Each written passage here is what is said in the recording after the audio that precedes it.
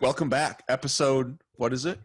Well, it's episode 15. So 15. we're moving ahead. It's good morning in Sydney, good afternoon in New York. Beautiful Episode afternoon 15. And we're 1 week closer to being pain-free at 100. That's right. I like that catch line. You never consulted me on it, but that's fine. I like it. I'm glad you didn't, because I would have never thought of that. Well, I think it just rolled off the tongue last week. And so there you go. We're just moving ahead and that's it. It's a beautiful damn thing. So today's topic is the number one thing that you can do at home to get out of pain. Chris, what's your thoughts on that? Yeah, I got nothing to add there, unfortunately. I wish there was. I love it when people are self-motivated and want to be able to do something and have the willingness to put effort in and do stuff. Unfortunately, it's not that simple, right? Yeah, and again, I don't want you to need me. I don't. I go to sleep at night just fine without somebody feeling like they need me to get out of pain. But the fact of the matter is, 99%, well, I'm going to say 100% of those clickbaity YouTube videos, Instagram videos, the guy with the fucking tennis ball waving it in your hand, it's not going to actually work long-term to get you out of pain. It can unload a structure temporarily. It can relieve some tension, but you're either going to be doing that exercise every day for the rest of your life, or the pain is going to come back. So the main purpose of this episode was we wanted to highlight that. We wanted to highlight that there's no exercise, there's no myofascial release tool, there's no particular stretch that you're going to be able to do to fix your problem on your own. Now, you can help your own self out, right? You can make your case a lot easier by doing things like resting, maybe not stretching, maybe not using, your favorite supernova myofascial release tool, but that's not fixing it, right? That's managing symptoms. So within the realm of what a patient can do to help themselves out, particularly at the beginning of a treatment plan, their number one concern is getting to their appointments and managing their symptoms. There's a time and place for exercises. There's a time and place for recovery tools. There's a time and place for stretching. But when you're in a situation where you're experiencing discomfort and you're in an active care plan, it's not that time and place. Yeah, and probably staying off social media sometimes is not a bad idea as well, because you can go on every platform you can think of, and you just kind of bombarded with headlines for, do this one thing to fix your back pain or do X, Y, Z, and at best maybe it helps a little bit by giving you some sort of temporary kind of relief because you're hitting some receptors and you get a little bit of a response and it feels nice. At worst, it either keeps you away from getting the help that you need, and therefore that problem may get worse. And it could even be a more serious problem underlying that could get completely missed because someone hasn't really investigated it properly. So, it could even get worse in that situation. That's the thing about it that I think sucks the most, because, everyone's so individual, and it takes someone to actually investigate that, put their hands on that, use their skill set to provide a solution. And it's, if there was this one thing that everyone could do to fix their back pain, we would barely have jobs. And back pain wouldn't be at the top of the list around the world as the number one disabling condition. So yeah, it's a load of shit. It's frustrating when you do your scroll and you see these things come up, and they're the ones that everyone likes and the ones that everyone clicks on, and they're the ones with the big followings and they look the best. And it's frustrating. Yeah, and I think the classic example of making it worse is if you irritate a disc in your lower back and you get a lot of that protective tension. particularly in the QL, which what we talked about last week, that really, really achy muscle, or maybe a couple of weeks ago, you can then go, oh, it feels really good to kind of bend over and touch my toes and stretch that muscle out. And you can actually turn, a simple disc irritation into, a herniation or protrusion. I did that in college one time. I irritated my disc, and I just felt like it just needed to crack. And I went and I yanked on that thing, and it, cost me about a month of my freshman year playing ball, because that thing came out pretty well. So it's very real that you can make a situation worse by trying to stretch it out. And first of all, most people don't even know what tissue that they need to be stretching, or don't even know what tissue is affected. So if you're even in the odd situation where you have an accurate diagnosis and you come to me and I say, oh, your psoas is adhered and it's short, it's dysfunctional.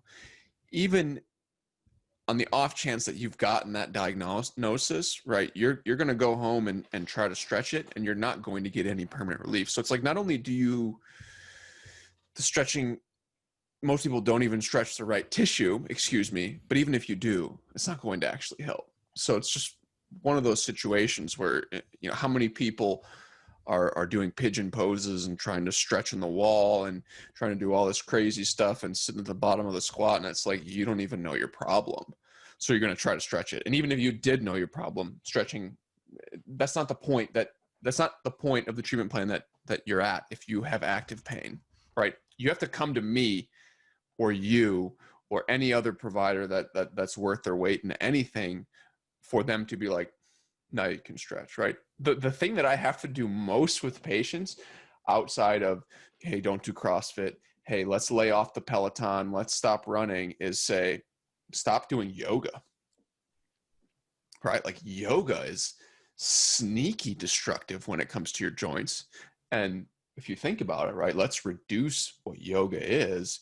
It's breath work and it's meditation, but it's stretching, okay? It's stretching. So if you're getting hurt doing yoga, what does that tell you about stretching, right? It's not a cure-all. If anything, it's a tool that you can use to get more flexible once you reach a certain point of flexibility. Does that kind of make sense? Yeah, I've had some back pain cases that have come out of people that do a lot of yoga, actually. I think potentially, the mechanics for them weren't set up well to start with. And then so you throw that into a yoga class that just accentuates that and puts the back into a lot of flexion and stuff like that. It just keeps on loading it. Something's got to give. But yeah, I mean, essentially you can't stretch dysfunction. You can't stretch a problem. You can't make it better by trying to stretch through it. We touched on that last week in the nerve entrapment episode as well, where sometimes these problems, it's a perceived feeling of tightness that you get, and whether that's a nerve entrapment or it's, there's adhesion in the muscle and it's making it short, or whatever the reason is, something short for a reason, generally it's because it's not healthy, but you can't fix that by stretching it. And that should happen fairly quickly if that was the fix for it. But a lot of the time people are going to bang away at this for months on end and not get any payoff. There's a reason why. It's just, you're wasting time. Yeah. And the same goes for foam rolling. The same goes for your little peanut, whatever it may be. You're not going to turn a dysfunctional tissue into a functional tissue. And I get it. I understand the allure of either buying a product and fixing yourself, and or looking up a video online for free with a stretch thinking you're going to fix yourself. There is a financial component to seeing a professional at any point in time, right? Like, I have an accountant. I can do my own taxes, but I'm not as good as my accountant. So again, it's a similar situation. There's always a cost associated with going to professional. So I get it. It's more convenient to look up a video and a stretch at home. It's more convenient to have Amazon one day ship you a lacrosse ball and to try to work at home. But in most cases, what's convenient isn't the most effective. Yeah, and there's going to be a place where stretching and activation drills and stuff like that is the right thing to do, or is a useful thing to do. And that can be stuff like, getting ready to go and do a workout, or cooling down from a workout, something like that where it makes sense. But, we're really talking about fixing long-term problems. So, we're kind of speaking to the person that's had this problem, had this pain for, more than 3 to 6 months, and it hasn't just kind of gone away on its own. That's where these interventions, these kind of things that you're going to find on Instagram and whatnot, good luck with that. Yeah, I think that and again, I stretch, right? I do yoga. I haven't foam rolled in a while because, I don't know, it's just fucking weird. But there's two really good applications for when you would use self-myofascial release, when you'd use an exercise, when you would use a stretch. And you touched on it beautifully. It's joint prep, right? Joint prep and recovery. So if you're going to squat, you're going to want to do some kind of dynamic warm-up, some kind of foam rolling, some kind of situation where you're pushing fluid in and out of your muscles. You're allowing yourself to get into some positions that may be a bit stiff, not necessarily short, but a bit stiff. Like you did too many biceps curls, your biceps is stiff. I'm going to stretch that out or foam roll that. And then for recovery,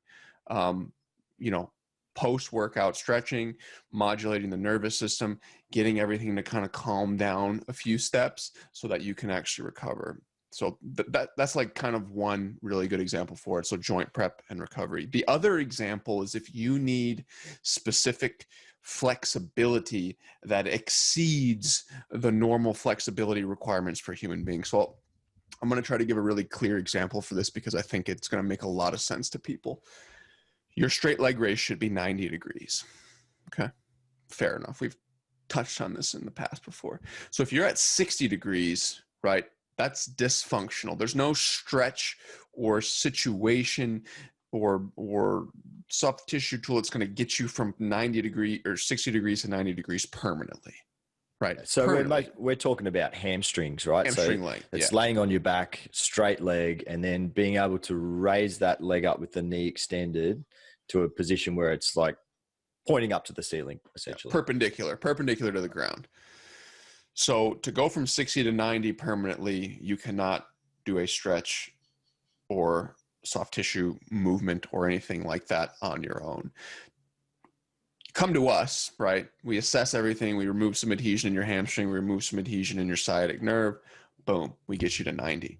Now you come in and you say, hey, I'm 35. I have this dream that I'm going to be in the Joffrey Ballet, right? I'm going to be a ballerina or a ballerino. I don't know what the male version of ballerino is. I'm sorry. So sexist towards males. I don't know. I'm not sure know what it is. I tell you what, though, we saw Cirque du Soleil last year and fucking incredible. Anyway, sorry. Impressive, right? Yeah. No, so you can't have just 90 degrees of hamstring flexibility or straight leg raise if you're going to be a ballerina. So now that's where stretching comes in because we've determined that tissue is healthy enough to be functional to 90 degrees. Now you need to train your brain to allow you to access ranges of motion that are required for your sport. Makes sense?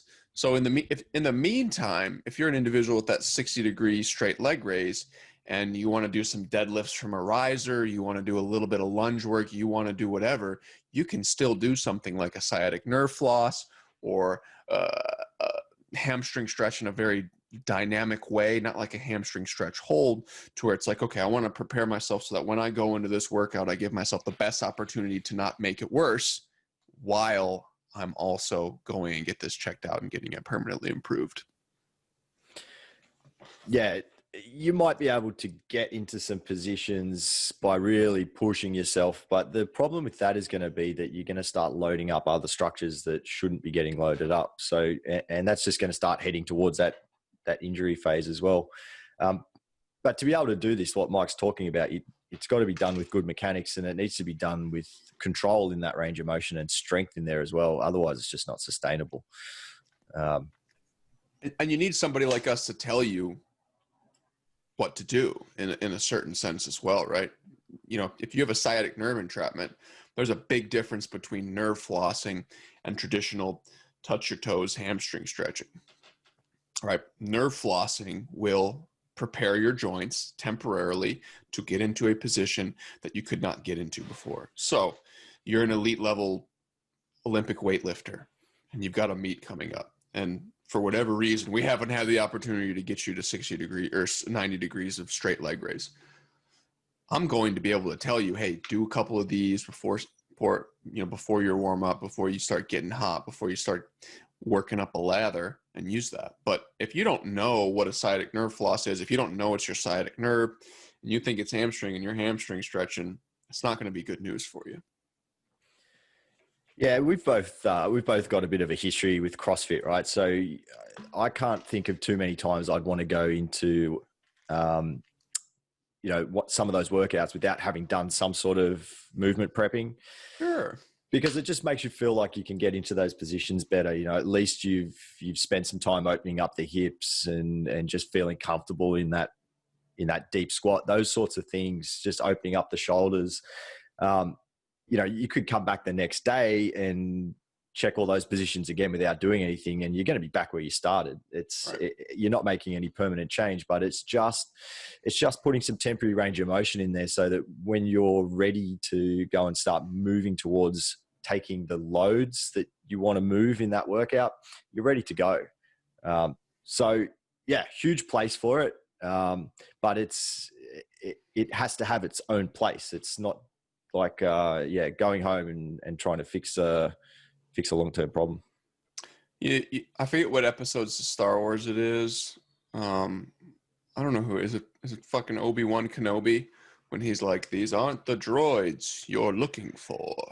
You're talking to the wrong dude. Probably the wrong guy. There's a scene in one of the Star Wars where he's like, he does this Jedi mind trick and he's like, "These aren't the droids you're looking for." Every time somebody comes in with like, "Oh, I saw this stretch from Joe Rehab," what I want to do is go, "These aren't the solutions you're looking for," and like play this fucking Jedi mind trick on them to try to get them to snap out of this mindset that they can fix their problem on their own, right? I mean, what a microcosm on society, right? Where people just think that they can do it all on their own. I don't need anybody's help. I don't need this. I don't need that. I don't need that.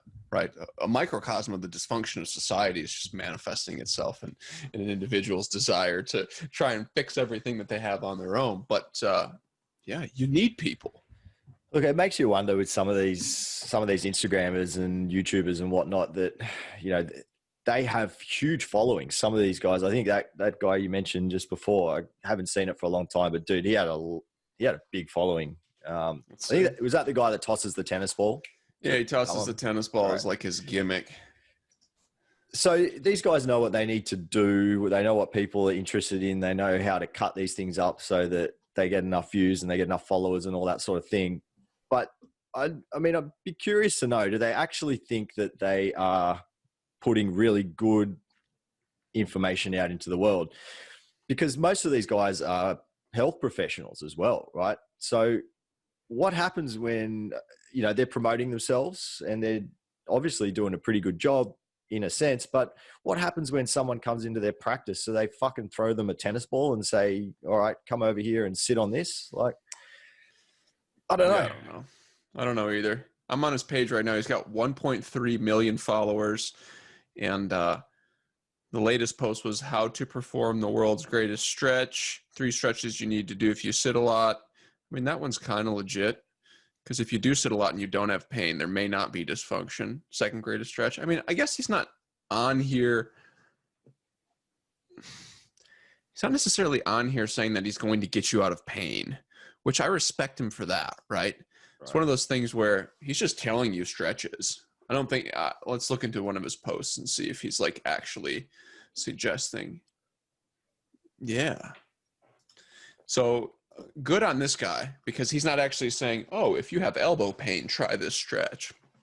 He's actually just saying, "Here's a hip quad stretch. Here's my favorite one." So I don't, yeah. Good Fair for enough. him, I guess. Right. Fair enough. Sorry, Joe Rehab, for ripping on you Sorry, there. Joe Rehab. If you're if you're listening to this, first of all, call me. I want to know your social media guy. Second of all, yeah, I just hope people aren't looking to Joe Rehab to get out of pain. I hope people are going, yeah, I like how that stretch feels on my quad, so I'm going to keep on doing it. Yeah, I mean, this is what we're up against, right? We're up against handsome Asian men with beautifully aesthetic Instagram profiles. Yeah, I don't know. We have to find a way to try and make our message a bit more appealing, but I think it's gotten so much better in the last even year and a half in terms of people developing a familiarity with the kind of therapy that we do. I think as people become increasingly frustrated with traditional conservative care, the cream is going to rise to the top and we're going to be fine. I don't think we have to do a tremendous amount of marketing. I think if you want to be ahead of the curve, maybe you got to do a tremendous amount of marketing. But at the end of the day, people come in and they see us, and 99% of the time they leave better. So that speaks for itself, more so than 1.3 million followers, in my opinion. yeah, I suppose you could use the example of like a sciatic nerve entrapment, for instance, and someone that has a very poor ability to bend forward and get anywhere near touching the ground. So maybe they're sort of stuck mid-shin or something like that, and that's been their range of motion forever. And they've been stretching every day. They've been doing nerve floss drills. They've been smashing their hamstrings with lacrosse balls and rollers and whatever else you can think of forever, and nothing's changing. That person can come in to see us. We can measure that. We can put some numbers around it. We can demonstrate to them that there is tension that is coming from the nervous system, and it's not directly from their hamstring as such. So we can actually show that. We can show them where the problem is. We can actually treat that, and then we can remeasure it, and then they can stand up and they can actually see that change functionally. And that can all happen in a pretty short space of time versus the 3 months that they've just spent annihilating themselves with all the tools that they've got at home.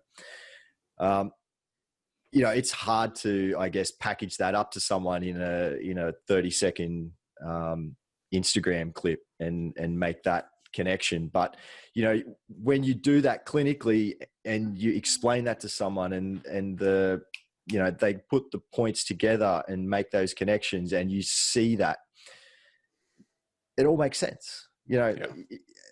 I wish you could kind of bottle that moment and be able to hand that out to people. That's the challenge, Yeah. So that's what we've got to figure out. But, that aha moment that patients get right during a report of findings for us, where they're like, oh, like, I don't know if we can just like record 50 new patient consultations and just like auto tune the and make a song or some shit like that. That would probably go viral, but it's incredible. Yeah, we have to find some way to capture that. The problem is it's hard to do that with people's attention spans these days. Right? Yeah. 20 seconds to try and prove to somebody that we can change their life after, 4 or 5 doctors couldn't, and they've had pain for 10 years. How do you do that? You don't. You just hope that they find you. Yeah. Look, maybe it's about saving time. I mean, everyone's poor on time. We're lucky if we get a handful of people listen to this podcast, because we've got to ask them to give up half an hour of their day to sit down and watch it or listen to it. But maybe that's the king to work on time, because we can save people a lot of time. We can save people a lot of guesswork, because everything that you do when you go and watch an Instagram video and you go, that sounds like the problem that I've got. I'm going to go and try that for the next 6 months and see if it works. Maybe it'll help with something, but probably not. Whereas, if you walk into Dr. Mike's office, he's going to be able to, take that time with you and tell you what's going on, and you're going to know. And so you've just saved yourself how much time, how much effort, lots. Yeah. I mean, at the end of the day, if you have a diagnosis And with that diagnosis, you have an intervention that induces permanent change. I'm all for it. I'm really all for it. You can have somebody stick their thumb up your bung hole, whatever it may be. If all of a sudden your straight leg raise goes to 90 degrees and then we look at it a week later and it's still there, I'd be shocked. But you bet your ass, pun intended, that I'm going to be trying to figure out why your asshole controls your straight leg raise. So the point being is I'm not against stretching. You know, I don't have a vendetta against any sort of treatment protocol.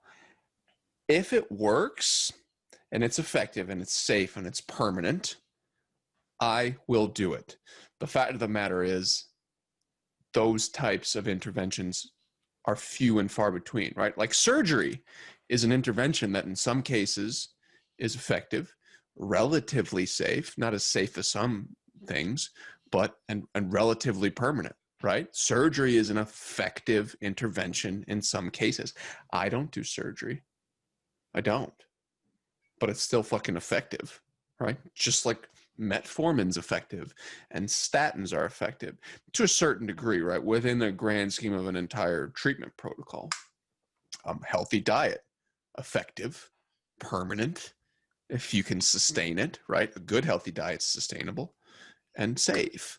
So whatever you want to do, by all means, but you better be testing yourself, the range of motion.